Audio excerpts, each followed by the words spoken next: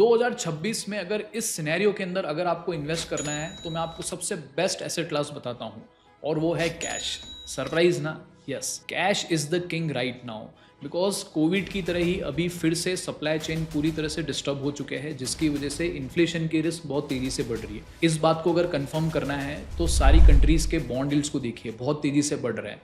Bond deals तब बढ़ते हैं जब बॉन्ड प्राइसेस तेजी से नीचे गिरते हैं, और ये प्राइसेस इसलिए गिर रहे हैं बिकॉज सबको पता है कि इन्फ्लेशन हाई होने के बाद में सेंट्रल बैंक्स तेजी से इंटरेस्ट रेट हाई करेंगे, और इंटरेस्ट रेट जब भी हाई होती है तब बॉन्ड प्राइसेस नीचे गिरते हैं। इसकी वजह से बॉन्ड डील्स बढ़ रहे हैं। इस दौरान ना ही इक्विटी में पैसा बनता है, ना ही बॉन्ड, और ना ही कमोडिटीज़ के अंदर बनता है। यही सेम सिचुएशन हम लोगों ने कोविड के टाइम पे देखी थी। लेकिन जब सिचुएशन सुधरेगी तब आप सोच लीजिए क्या होगा। जैसे ही कोविड की सिचुएशन सुधरी थी तब शेयर मार्केट्स बहुत तेज़ी से दौड़े थे। तो जब जब जिनके पास में पैसा था उन्होंने राइट टाइम पे इन्वेस्ट किया है और मल्टीबैगर रिटर्न्स बनाए हैं।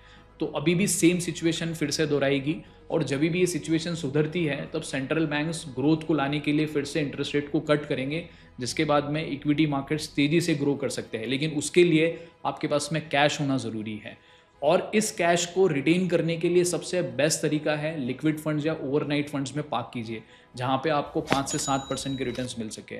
और उसके लिए भी आप इनको डिजिटल प्लेटफॉर्म के थ्रू इन्वेस्ट कीजिए, ताकि आपको ज़रूरत पड़ने पे ये पैसा बहुत टाइमली और क्विकली रिडीम कर सके, ताकि ये पैसा आपके पास में अवेलेबल हो जब भी इन्वेस्टमेंट की ज़रूरत पड़ेगी।